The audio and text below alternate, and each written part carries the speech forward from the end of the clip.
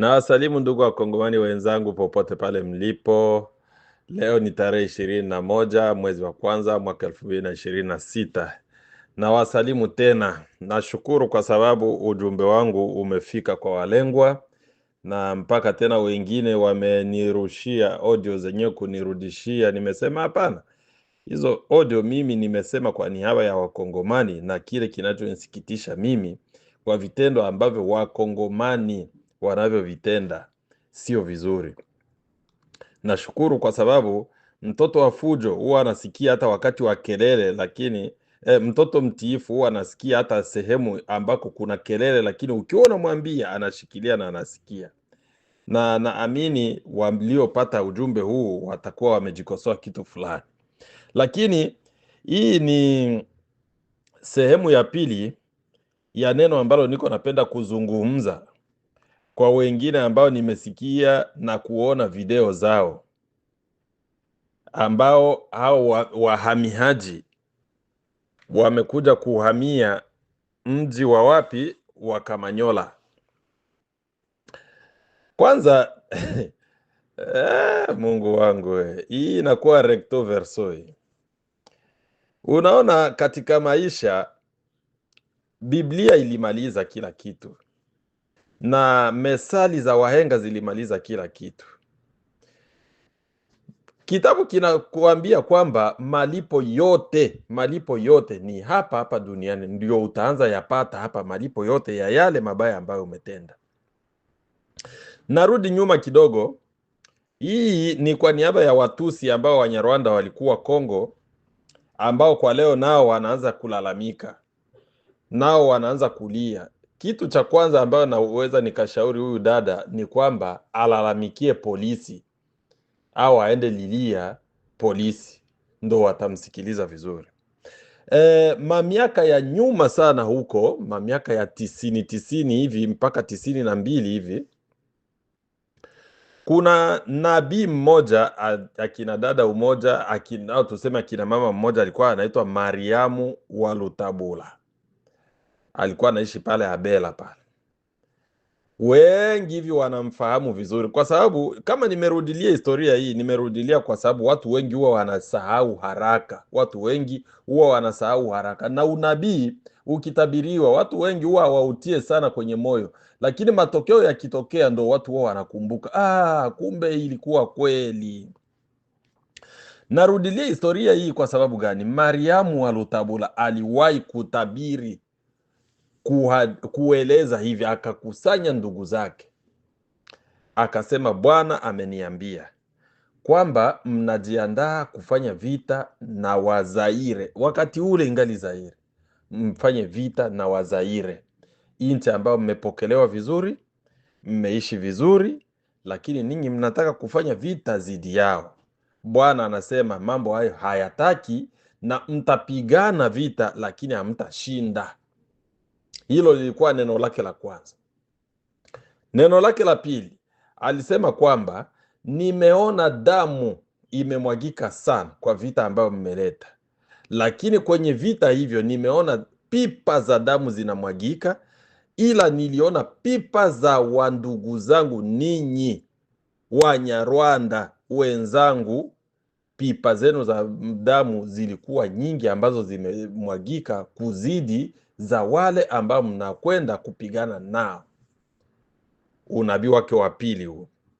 Unabii wake wa tatu, neno lake la tatu, alisema nini? Alisema nimeona mmekuja na vita, mmeingia, mmepigana, mmefika mpaka ikulu, yaani mmesogelea karibu kabisa ikulu, lakini hamkukaa. Baada ya ninyi kudondoka pale ikulu, mulikimbizwa mpaka mukaenda nje ya nchi, mulikaribia kabisa ikulu yenyewe, lakini hamkushinda. Mulivyodondoka pale mukaangushwa mpaka kwenda wapi? Nje ya nchi.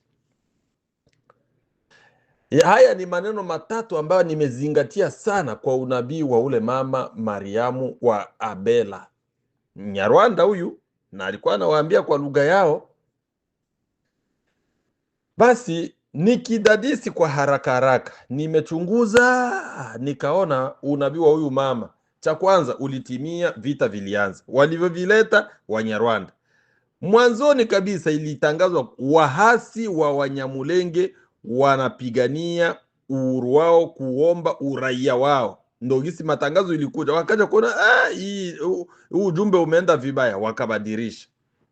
Lakini vita vimeletwa na Watusi wa Nyarwanda kwenda kupindua Mobutu. Ilikuwa njia, lakini lengo lao lilikuwa la wale wa Rwanda waje wasaidie wale wa milimani, Maminembo ya Vibokoboko, mawapi, kuchukua eneo na vita iendelee huko. Ndio ilikuwa lengo la hii vita.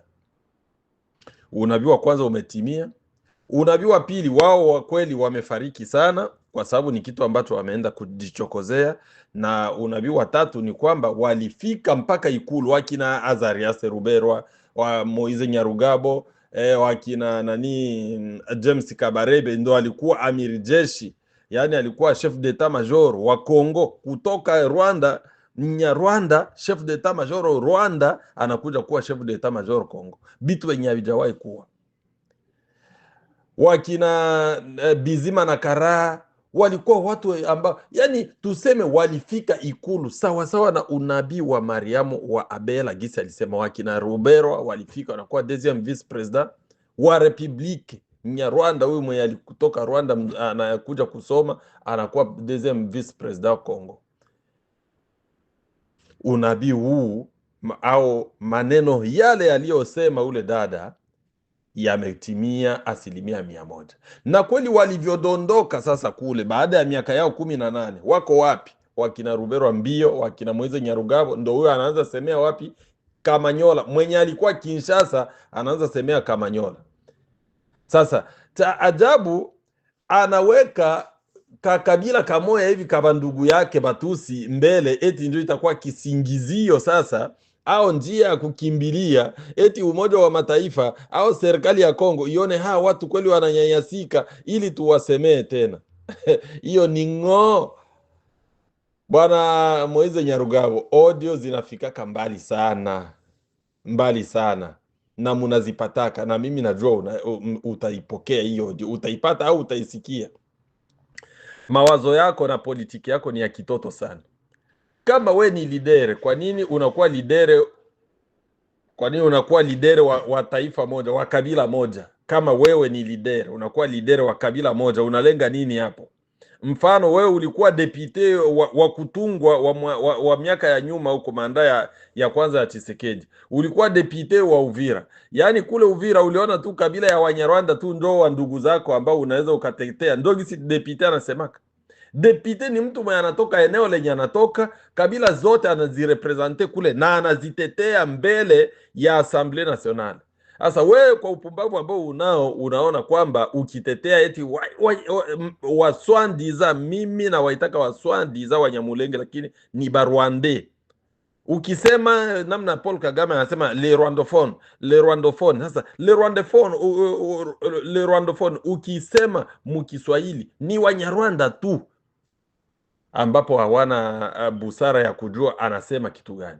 Sasa Moise Nyarugabo anafikiria kukusanya wale Watusi, kuwapeleka Kamanyola na kuanza kuwaweka kwa vyombo vya habari, kuwaojioji na wao kusema eti ndo hapo suluhishi itapatikana. Hiyo ni ndoto, tena ni utoto sana, na ni ujinga mkubwa sana. Ndugu zangu Wanyarwanda ambao muko Kamanyola, nafikiri mutapata audio yangu, mutaipata tu, sababu najua wengi watakuwa interese waichukue wasikie ni nini kinachoendelea. Ushauri ni kwamba huo msambo mnao usamba hapa, msambo mzuri sana, tena msambo mtamu sana. Mkiwa kambini munapata resettlement haraka. Kama ninyi munapenda munajiona muko kwenye insecurity, nendeni makambini. Umoja wa Mataifa utawachukua, unaanza wapeleka huku Amerika. Huku kunahitajika watu wengi sana, lakini ninyi kwa nini mnalalamikia Moise Nyarugabo atawasaidia nini? Moise Nyarugabo ni mtu kama ninyi, hana uwezo tena, ameshadondoka kwenye alikuwa, na hata kwenye alikuwa hakuwa na uwezo wa kuwasaidia kitu chochote. Mnakaa kwenye mamedia, mnapanda kwenye mamedia kuanza kuhutubia. Mnahutubia vitu gani? Mnaojiwa vitu gani ambavyo watu watawasikia? Mnavuna yale mlioyapanda. Yale mlioyapanda ndo leo mnaanza kuyavuna. Tumeishi na mwe miaka ngapi? Kuna wakongomani wako Burundi, miaka nenda miaka rudi, tangu wakati ule wa wakina Bagaza, wakongomani wako Burundi. Muliona siku moja mkongomani anadai hata hatua moja, eti metre moja ya udongo wa Burundi? Wakongomani wako Tanzania, mmeshawahi kuona wakongomani wanadai kitu chochote pale Tanzania? Wakongomani wako Zambia, mmeshawahi kuona wakongomani wanadai kitu kama udongo Zambia? Wakongomani hivi wako Malawi, wakongomani wako Mozambike, wakongomani wako wapi? Swaziland, wakongomani wako Namibi, wametawanyika sehemu nyingi. Wakongomani wako Botswana, lakini hamutaona kwenye wako waende wakadai udongo, waseme sisi tunapenda mpaka hivi, mutupatie uraia. Huo unapanwa hivi kwa nguvu. Kama wewe unaomba uraia, ina maana haukuwa wa pale, ulikuwa wa sehemu nyingine. Na kuomba uraia hata hapa Amerika, hapa Amerika ndio pabaya zaidi. Hauwezi ukasubutu kuomba uraia kwa nguvu, si watakudipoti, wanakurudisha. Lazima ufate utaratibu. Hapa unakuja unafanya mwaka, unafanya interview ya green card. Baada ya green card ukifanya mambo yote, ukifanya mambo yote ya fingerprint yote, ukimaliza unangojea miezi 12 unapata green card. Na ikifika miaka 5 unaenda tena kufanya kufuatilia mambo yako ya citizen. Hivyo ndo utaratibu wa nchi unavyoenda. Lakini ninyi mliamua kuomba uraia kwa nguvu, kutumia mtutu na kudai udongo. Sasa ule wenye wewe ulikuwa unaishi, unajenga, unaishi pale miaka yote, sio udongo. Mpaka udongo wenye wewe utabeba mkichwa uende nao. Unaona, kwenye akili yenu ilikuwa ndogo. Sasa jibu ni kwamba munavuna yale mlioyapanda. Unaona? Na bahati mbaya sana mmepanda lengalenga, mnakuja kuvuna bangi. Ndo kibaya zaidi. Kwa hiyo nataka kuzidisha kusema kwamba Bwana Moise Nyarugabo ana siasa ndogo sana, siasa ya kitoto sana. Hebu tusikilize kwanza gisi wanavyosema na kufikiria kwamba wao wataona kitu cha ajabu eti kwamba kutakuwa mabadiliko ya kwanza. Tusikie kwanza hapa. Wana haki ya kushota maji sawasawa na wengine. Kuna wamoja wetu ambao wamepigiwa kumabomba eti waende shota maji ya Rwanda. Imaginez-vous, tu vis à Uvira, on te dit d'aller puiser de l'eau au Rwanda. Utaweza? Utaweza? Mimi nasema utaweza. Mimi nasema utaweza. Kwa sababu gani? Ni vitu ambavyo umeenda kujichokozea. Ni vitu ambavyo mmekwenda kujichokozea mweye. Ndiyo, tuendelee.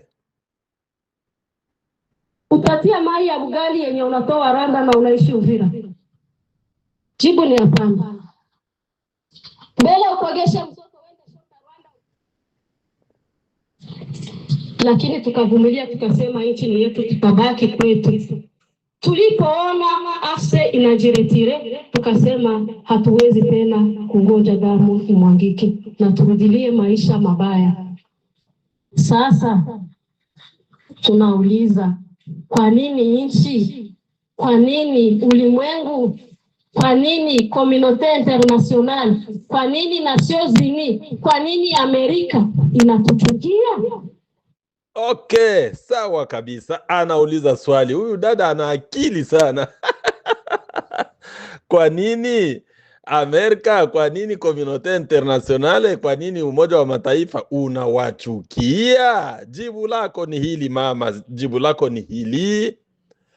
Mtu wanamchukiaka kulingana na matendo yake. Wanawachukia kulingana na tabia zenu. Tabia zenu ndo zimewaponza. Ndo sababu hiyo. Na kitu kingine ni kwamba wakati ninyi mlijifanya wajanja wa kuja Bulaya au kwenda ku Umoja wa Mataifa au kuja hapa Amerika, kuja kusema uongo, kuunda uongo kwamba ninyi ndo wahabitant wa kwanza au ndo raia wa kwanza wa pale Kongo, alafu wengine wote Wafuliro, Wabembe, Wanyindu, wengine wamewakuta ninyi. Sasa hawawapendi, wanaanza kuwafukuza ninyi. Hiyo siasa, na sisi tulikuja huku kwa wakati wetu, tukaja kudemantire hivi vitu vyote na kuviweka wazi, na mabarua ya tangu wakati wa babu zenu walikujaka zikaoneshwa. Kumbe Umoja wa Mataifa ukaona kweli walikuwa wanadanganywa. Sasa wakaja kugundua uongo wenu umekuwa dhahiri, ndo sababu ya kuwachukia, na wakaona kumbe ninyi ndo wavamizi, na hiyo ndo jibu lako mama, ndo sababu ya wewe kuchukiwa, au ya Watusi wa Kongo wenye walikuwa wanaishi Kongo kuchukiliwa na Umoja wa Mataifa. Sasa wakasema hivi, kumbe mambo ya kuwatetea hawa watu yanaisha, mambo ya kuwasikiliza yanaisha, na ndio maana mnaanza kimbia hivyo, mnaanza beba mizigo kukichwa, mnaanza lia, mnaanza lalamika, hampati wa kuwasikiliza kwa sababu wamekwisha kuwaelewa, wamewajua.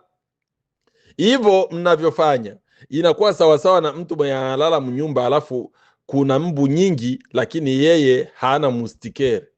Kazi yake yeye huyo umoja, akiwa yeye peke ndo ana mustikere na imbu iko mingi, utasikia yeye ndo analalamika kila saa, mkoro pu pu pu pu, na wengine wenye walijifunika vyandarua vyao, wenye walitia vyandarua vyao wako kimya, wanalala. Hivyo ndo ninyi mnaanza pigwa na mbu nje, na malipo yote ni hapa hapa duniani. Mmepanda lengalenga wa mama, mmevuna bangi. Sasa twende taratibu, tumfuatilie tena huyu mama, tumalizie kwanza audio yake. Umefanya dhambi gani? Ni vizuri watuambie dhambi hiyo tuiungame, ili tupate haki ya kuishi sawasawa na wanawake wengine, na watoto zetu waishi maisha ya uzuri. Tunawama. Asante sana, asante sana. Eti tuwaambie dhambi yao ili wapate kutubu, ili waishi kama wengine, ili waishi kama watu wengine. Dhambi zenu kwanza, kosa dhambi yenye mmefanya kubwa ni kujiita watu, kulazimisha kupata uraia wa nchi nyingine, na baada ya kuona kama havijakubaliwa mnaamua kuchukua silaha na kuanza kupiga wenyeji. Unafikiri sisi hivi tunafurahi? Tunaanza semea mbali na nchi yetu, unafikiri tunafurahi? Ninyi muungali ni wanasemea Kamanyola, we ndugu zetu wako Burundi, wako tele, wako mumatante, wako wanaishi vibaya, wengine walienda mumaji wakafa, wanaenda na maji, wanazama na maji na maboti, wengine wako mamilioni ya watu ambao mmesababisha ninyi watu kukimbia, ambao wamewakaribisha. Mimi ninaongea hapa, niko shahidi. Mlikuwa mnaleta mbuzi moja tu au mbuzi mbili, unakuja kaa kwa mtoto anasomea pale na anamalizia masomo pale. Eske mbuzi na miaka ambayo uliishi pale, na kula ambayo ulikula, na kulala malazi ulilelewa pale, eske unaona hiyo malipo iko sawa, inalingana? Lakini ninyi hao si haijatosha, wababa zetu, wababu zetu wanapanda mpaka mamilimani kule, Kisengeta, Epepe, wapi kule, kwenda kuwafungulia makanisa ili mpate kujua Mungu wa kweli. Wanawafungulia masomo ili muelimike.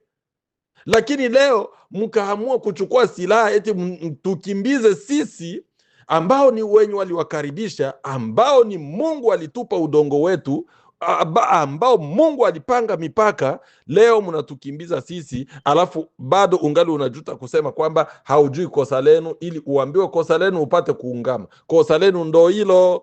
Na huko nasema hapo, huko we muko wanawake na watoto, waume zenu wako wapi? Kama wako Minembwe kule, Twirwaneho na Bangumino, si ndio kwenye wako? Sasa unalalamika nini? Kalalamike polisi. Hapa ni hoja kwa sasa hivi, malipo yote ni hapa duniani. Mambo inawageukia ninyi, na anachojidanganya Moize Nyarugabo. Kwanza mnamlalamikia Moize Nyarugabo, atawasaidia kitu gani? Hata wasaidia kitu chochote, sababu yeye hana uwezo. Hiyo kese yenu hiyo, mungekuwa kambini muko na samba hivyo mbele ya Umoja wa Mataifa, ndo mungepata resettlement. Na ninyi wenyewe resettlement, kupata reinstallation kuja huku Bulaya, amupendake munataka mufie Kongo, na kweli mutakufa sana, na hamutadumu muhiyo nchi, hamutarisi hiyo nchi, mutakufa tu sana na mutafia humo, lakini hamutaweza chochote na hamutashinda. Hakuna nchi yenye inagawika hivyo. Mama, hiyo ndo jibu ya swali lako. Kosa lenye mlifanya ni kuomba uraia kwa nguvu na kuvamia watoto wa nchi, eti mwe muwanyanganye udongo kwa kulazimisha ninyi kupata udongo, kwamba ninyi Mungu aliwaumba kutawala, sio kutawaliwa. Hiyo ndo kosa yenu mama. Endelea na mdomo wako. wamama wajawazito hapa, tuna watoto migongoni. Tutaishi maisha gani? Tutaishi aje kwa hali? Tutaishi aje kwa hali hii? Wewe unafikiri wale wenye wako Burundi wanaishi aje? Wenye wako Tanzania wanaishi aje? Wenye wako Mozambiki wanaishi aje? Kuna wenye wako Burundi hawapati hata kitu. Kushota maji ni makilometra, hata 20 kilometra ndio wanaenda shota maji. Wanaishi je? Ndio maisha utaishi. Wenye wanaishi Tanzania wengi hawapokei, na wewe hautapokea. Ndio maisha utaishi. Wenye tuliacha Mozambiki wako kule wanateseka, hawalipwake tena, hawapewake tena chakula wala nini, wanaishi kivyao. Ndio maisha utaishi. Mtaishi hayo maisha. Unauliza nani akusaidii? Endelea na huo mdomo wako, wanakusikiliza. Hali hiyo hatukukuwa na haki ya kushota maji sawasawa na wengine. Kuna wamoja wetu ambao wamepigiwa kumabomba eti. Achana na mdomo wako, eti kuna hawakupata muda wa kushota maji kumabomba. Sasa swali lingine linakuja, AFC hawajakuwa hata na miezi 6 tangu wakamate Uvira. Ulikuwa unaishi namna gani mpaka AFC ikukute uko hai? Wakongomani hawajakuua, au wakongomani hawajawaua kwa hayo yenye mko na presente kuma television? Haona kama ni siasa mdogo sana ya kiwango cha chini? Wakongomani wamekuisha kufunguka macho, hamtaweza tena kitu chochote cha msingi. Gisi wamewapeleka Kamanyola, vukeni kidogo kidogo mpaka upande wenu wa pili, mwende mtulie manyumbani kwenu. Hiyo nayo ni inchi, huo nao ni udongo. Udongo wa Kongo unakuwa uchungu kuchukua, udongo wa Kongo unakuwa uchungu kuchukua. Endelea na mdomo wako, wanakusikia. Twende huko. Kutoka Uvira na jikuta Kamanyola. Sasa utueleze ile siku ilikuwa hiyo, ni kwa nini ulitoa hatua ya kutoka Uvira na kuja? Tueleze kwa urefu. Ile siku ilikuwa siku ya Mungu asubuhi na sempera. Tukatoka Uvira na urgence, ilikuwa tutukana, ilikuwa tupiga majiwe, ilikuwa tuambia watatuua, watoto wakapotea, wabwana wakapotea, wakapiga magari majiwe, wakatupiga masasi, tukaacha vitu na watu, tukatoka Uvira d'urgence, tukakuya mpaka Kamanyola. Njia yote ilikuwa tututia majiwe, ilikuwa tuzomea, ilikuwa tutemea mate.